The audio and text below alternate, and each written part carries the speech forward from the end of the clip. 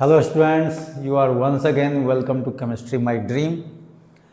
Today I am here with the chapter Equilibrium for class 11, that is continued. Today's topics are common ion effect, buffer solution and buffer action. Okay, now we move on to common ion effect. देखिए common ion effect में क्या होता है? Common ion effect सबसे पहले मैं लिख दूं कॉमन आयन इफेक्ट, ठीक है। तो ये होता क्या है कॉमन आयन इफेक्ट और किसके लिए होता है ये ज़्यादा जरूरी है। तो इसका एक शॉर्ट डेफिनेशन है वो मैं लिख देता हूं। The suppression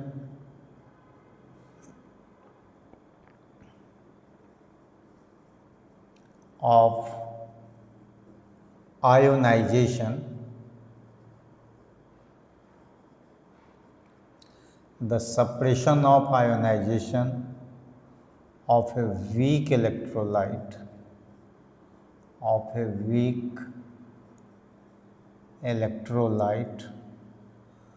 by the addition of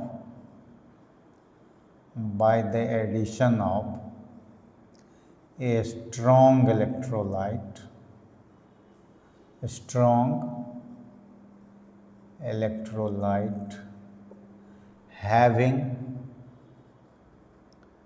a common ion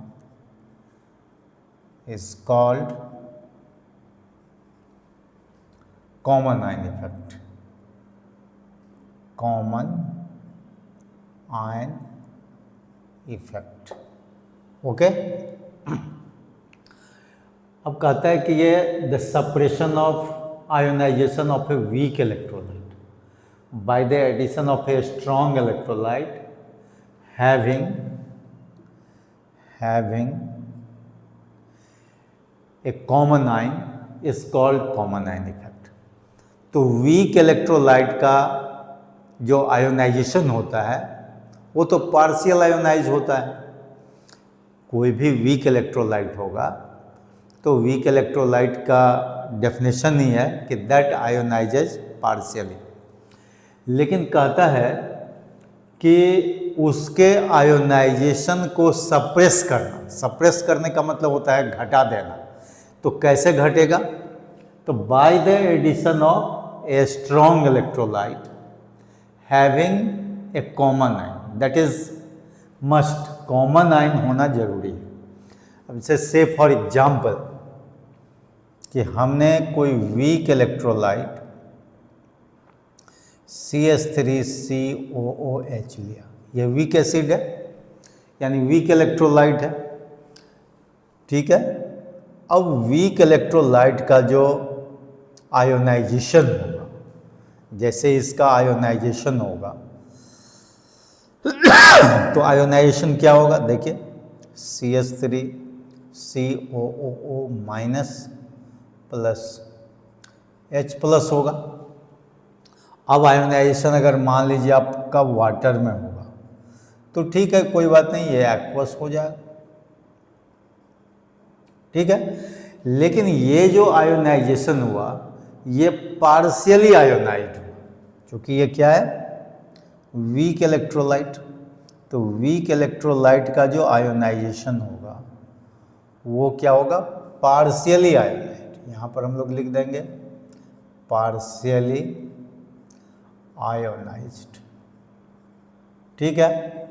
लेकिन कहता है कि अगर इसी का एक कोई कोरस्पॉन्डिंग स्ट्रॉन्ग इलेक्ट्रोलाइट हम ले लें, जैसे हम लोग मान लीजिए कि इसमें हम लोग HCl भी ले सकते हैं और CH3COONA भी ले सकते हैं, दोनों में से कुछ भी ले सकते हैं। तो ये स्ट्रॉन्ग इलेक्ट्रोलाइट है, तो इसका जो आयोनाइजेशन होगा वो होगा CH3 CO- माइनस, ठीक है। और इसको भी हम लोग मान लीजिए वाटर में आयोनाइज करते हैं, तो एक्वस प्लस हो जाएगा Na प्लस एक्वस होगा।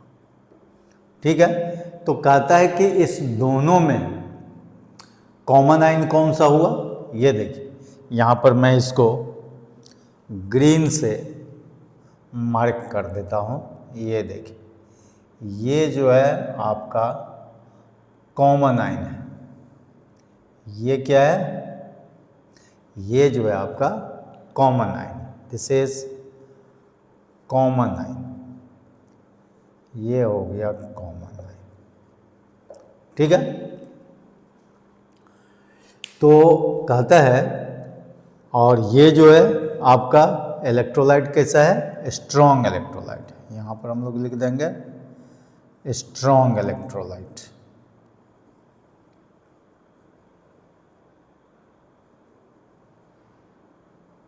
ठीक है, तो कहता है कि the suppression of ionization of a weak electrolyte, है ना, जो CH3COOH है, acetic acid, by the addition of a strong electrolyte. अब अगर इसमें हम ये मिला दें, स्ट्रॉन्ग इलेक्ट्रोलाइट मिला दें, ठीक है, तो ये क्या हो जाएगा, देखिए इसका जो आयोनाइजेशन जो पार्शियली आयोनाइज्ड हो रहा था, सपोज करते हैं कि वो 10% आयोनाइज हुआ पहले, तो 10% आयोनाइज हो रहा था पहले, लेकिन जैसे ही इसमें स्ट्रॉन्ग इलेक्ट्रोलाइट हम सोडियम एसीटेट मिला दिए, तो इसका आयोनाइजेशन फर्दर जो है क्या हो गया, रिड्यूस हो गया।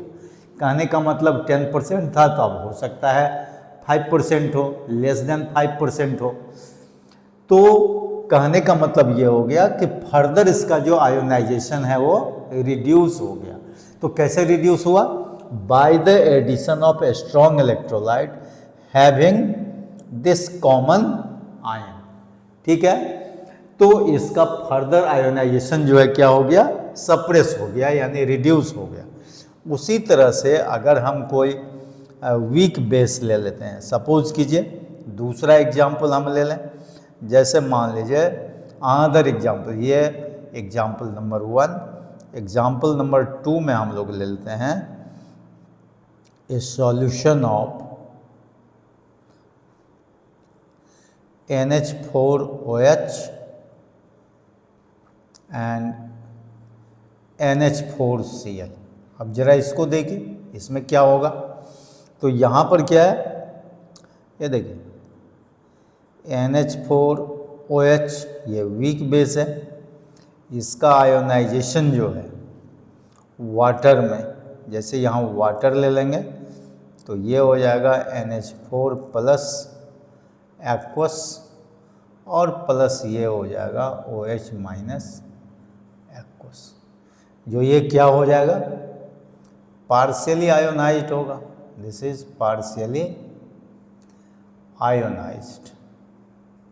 ठीक है, लेकिन यही अगर हम स्ट्रॉन्ग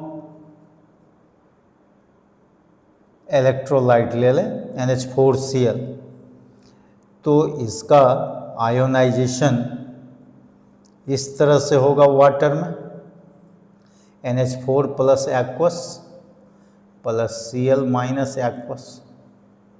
अब यहाँ भी क्या होगा कि ये देखिए NH4 प्लस मतलब अमोनियम आयन जो है दोनों में क्या हो गया, ये कॉमन हो गया, यहाँ भी एक कॉमन आयन हो गया।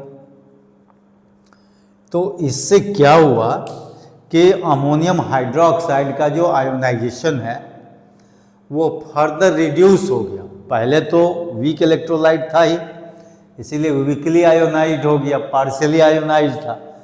लेकिन जैसे ही इसमें एक स्ट्रॉन्ग इलेक्ट्रोलाइट NH4Cl हमने मिलाया, तो ये क्या हो गया, ये फर्दर इसका आयोनाइजेशन सप्रेस हो गया। जैसे यहाँ पर हम लोग लिख देंगे वीक और ये लिख देंगे strong.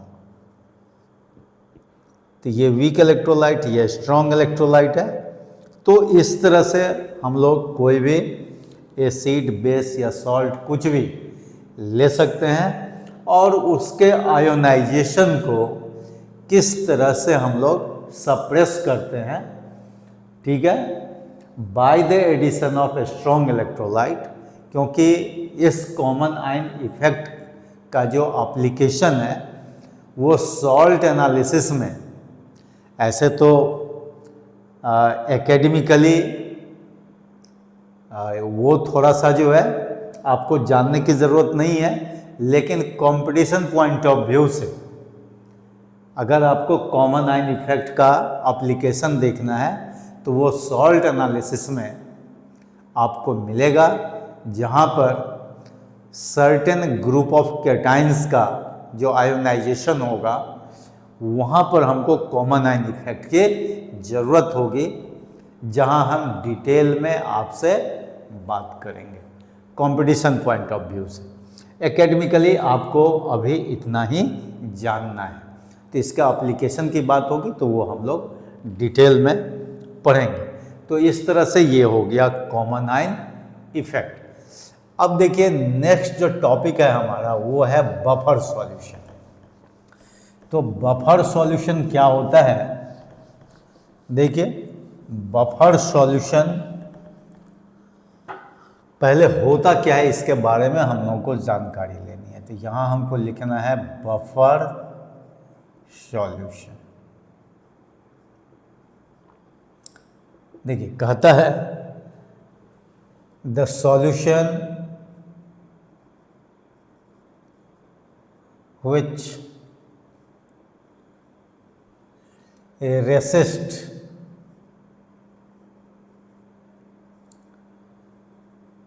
the change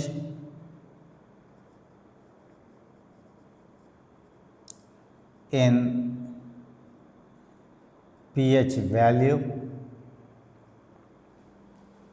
the solution which resists the change in pH value when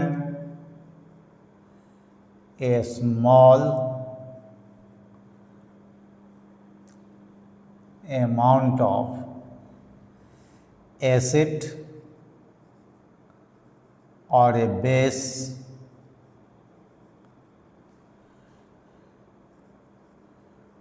added to it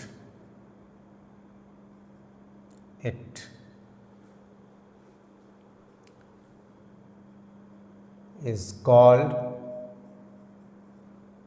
buffer solution. देखिए ये जो है आपका बफर सॉल्यूशन हो गया। तो कहता है कि बफर सॉल्यूशन का मतलब हुआ कि ऐसा सॉल्यूशन जिसमें पीएच वैल्यू को रेसिस्ट करने की टेंडेंसी हो, मतलब पीएच वैल्यू को बहुत हद तक वो क्या करता है, माने बढ़ने नहीं देता है न ही घटने देता है, रेसिस्ट करता है, रोकता है। तो उसको हम लोग बोलते हैं बफर सॉल्यूशन। अब जैसे कोई एग्जाम्पल ले लीजिए, सपोज कीजिए कि कोई सॉल्ट है, मान लीजिए न्यूट्रल सॉल्ट है। अब न्यूट्रल सॉल्ट का जो पीएच वैल्यू होता है वो कितना होता है, 7 होता है। अगर उसमें एक ड्रॉप भी आप एसिड दे दें तो उसका जो पीएच वैल्यू होगा वो 7 से क्या हो जाएगा, घट जाएगा, लेस देन 7 होगा, क्योंकि एसिडिक हो जाएगा। और उसी न्यूट्रल सॉल्यूशन में अगर आप 1 ड्रॉप कोई बेस दे दें तो उसका पीएच वैल्यू क्या होगा, 7 से बढ़ जाएगा थोड़ा, ठीक है। लेकिन कहता है कि कोई ऐसा सॉल्यूशन हमारे पास में हो जिसमें कि थोड़ा एसिड मिलाए या थोड़ा बेस मिलाए, लेकिन उसके पीएच वैल्यू में कोई चेंज न हो। तो ऐसे ही सॉल्यूशन का नाम क्या है, देखिए बफर सॉल्यूशन है, ठीक है। तो बफर सॉल्यूशन की भी ज़रूरत होती है जहाँ पर हमको कुछ एसिड का पीएच वैल्यू रेसिस्ट करना पड़ता है और कुछ बेस के एक्स्ट्रा एडिशन का pH वैल्यू भी रेसिस्ट करना पड़ता है, मतलब रोकना पड़ता है। तो इस तरह से जो है कहता है कि ये जो बफर सॉल्यूशन है ये दो तरह के हैं। पहला जो होता है वो होता है एसिडिक बफर या एसिड बफर, ठीक है। अब एसिड बफर क्या होता है, ये देखिए, ए solution of weak acid and its corresponding salt and its corresponding salt with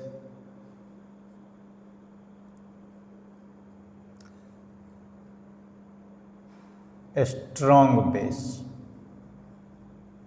देखिए, ए solution of weak acid and it's corresponding salt with a strong base को हम लोग क्या बोलते हैं, एसिडिक बफर बोलते हैं।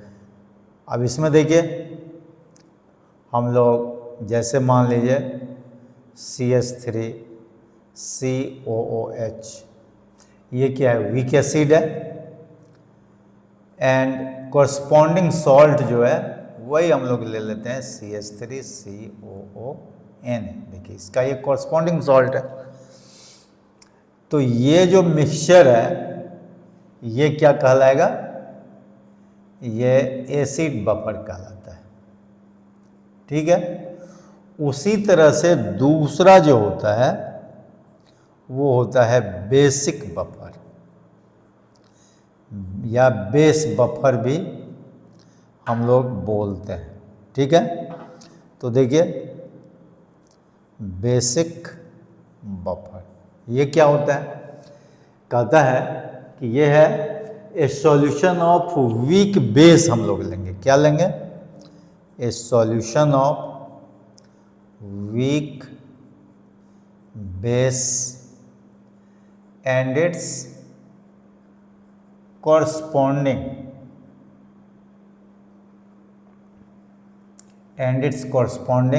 salt with a strong acid, that is called basic buffer। अब इसके लिए हमारे पास में क्या एग्जाम्पल होगा कि यहाँ लिख देते हैं। देखिए, वीक बेस, जैसे देखिए यहाँ पर NH4OH प्लस NH4Cl, ये देखिए, ये दोनों जो है मिल करके क्या देगा, ये देगा बेस बफर। क्या होगा, ये होगा बेस बफर या बेसिक बफर, ठीक है। तो इस तरह से अगर पूछा जाए, क्वेश्चन हो कि व्हाट इज बफर सॉल्यूशन, तो बफर सॉल्यूशन के लिए ये एग्जाम्पल दे दीजिए। या फिर आप ये भी बोल सकते हैं कि the solution of constant pH is also known as buffer solution, ठीक है। लेकिन थोड़ा डिटेल डेफिनेशन अगर आपको देना है तो इस तरह से आप डेफिनेशन दे सकते हैं, the solution which resist the change in pH value when a small amount of acid और a base is added to it is called buffer solution, ठीक है। तो दो टाइप का हो गया, एक एसिडिक बफर हो गया, एक बेसिक बफर हो गया। दोनों का एग्जाम्पल आप दे दीजिए। But most important thing is buffer action. कैसे हमको पता चलेगा कि ये pH वैल्यू को रेसिस्ट करता है कि नहीं, ठीक है। तो इसके लिए हम लोग क्या पढ़ेंगे, बफर एक्शन पढ़ेंगे। तो देखिए, बफर एक्शन से हमको पता लग जाएगा कि पीएच वैल्यू में कोई चेंज जो है होता है या नहीं होता है। ठीक है, तो यहाँ पर हम लोगों का जो टॉपिक होगा वो होगा बफर एक्शन। तो बफर एक्शन के लिए हम लोग क्या करें कि कोई एग्जाम्पल ले लें, आइदर एसिडिक बफर का या फिर बेसिक बफर का, कोई भी एग्जाम्पल हम लोग ले सकते हैं। तो यहाँ लिखिए, consider the example of N acid buffer. ठीक है, तो एसिड बफर के लिए अभी अभी हमने लिया था CH3COOH प्लस CH3COON। ठीक है, अब इस सॉल्यूशन में, ये जो सॉल्यूशन है इसका पहले आयोनाइजेशन हम लोगों को देखना है। तो यहाँ देखिए, CH3COOH ionizes as CH3COO minus plus H plus, इस तरह से आयोनाइज होगा। लेकिन ये क्या है, पार्शियली आयोनाइज्ड। ठीक है, और ये देखिए CH3COON है, ये स्ट्रॉन्ग इलेक्ट्रोलाइट है, इसीलिए इसमें साइन ऑफ रिवर्सिबिलिटी भी हमको यूज़ नहीं करना है, ये यूनिट डायरेक्शनल होता है। तो ये हो जाएगा CH3COO minus plus Na plus, ये हो गया इसका ionization. Now a small amount of HCl acid is added to it.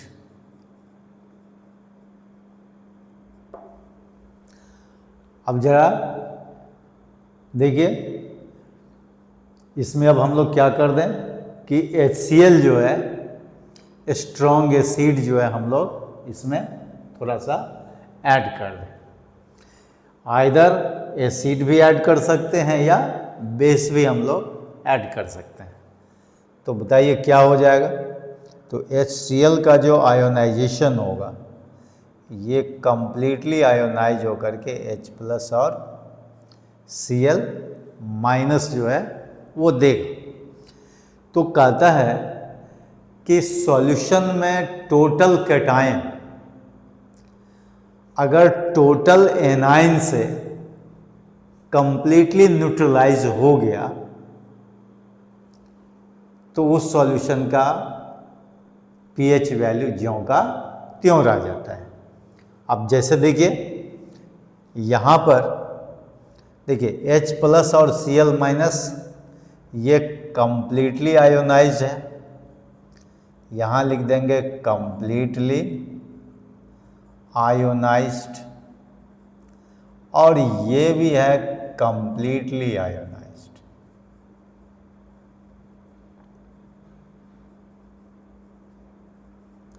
ठीक है, तो हमको सॉल्यूशन में यहाँ देखिए ये जो आपका H प्लस एक कंप्लीटली आयोनाइज होकर के है, एक वीकली आयोनाइज हो रहा है, और उसी तरह से CH3COO माइनस एसीटेट आयन एक कंप्लीटली आयोनाइज है, एक वीकली आयोनाइज है। तो कहने का मतलब सॉल्यूशन में आपका Na प्लस और Cl माइनस जो कंप्लीटली आयोनाइज होकर के आया, तो यहाँ हम लोग लिख देंगे कि in the solution in the solution Na plus completely neutralized by Cl minus to form NaCl। ठीक है कि जितना Na प्लस का अमाउंट था वो टोटल Cl माइनस से न्यूट्रलाइज होकर के NaCl न्यूट्रल मॉलिक्यूल बनाया। And at the same time ये देखिए CH3 COO minus total, this combines with total H plus। ये देखिए यहाँ भी टोटल लिखिए और यहाँ भी टोटल लिख दीजिए। ये मिल करके आपका न्यूट्रल CH3 COOH दिया, ये मॉलिक्यूल दिया। ठीक है, तो कहने का मतलब कि सॉल्यूशन में न ही कोई कैटाइन बचा हुआ है और न ही कोई एनाइन बचा हुआ है। इसका मतलब है कि जो भी कैटाइन एनाइन थे वो आपस में मिल करके न्यूट्रल हो गए, है ना। तो यहाँ पर हम लोग लिख सकते हैं therefore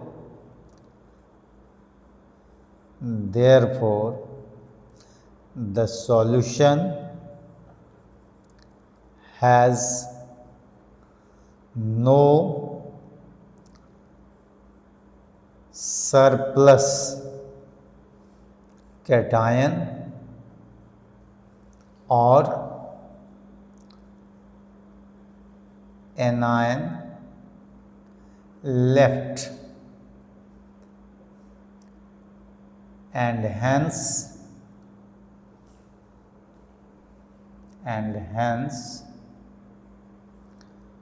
pH value of the solution remains constant,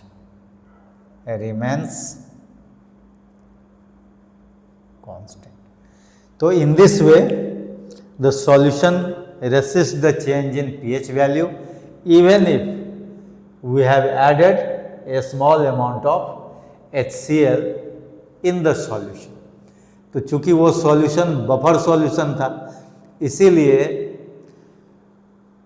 pH value को वो नहीं चेंज होने दिया, है ना, क्योंकि HCl अगर हमने मिलाया तो pH वैल्यू घट जाना चाहिए, लेकिन ऐसा नहीं हुआ।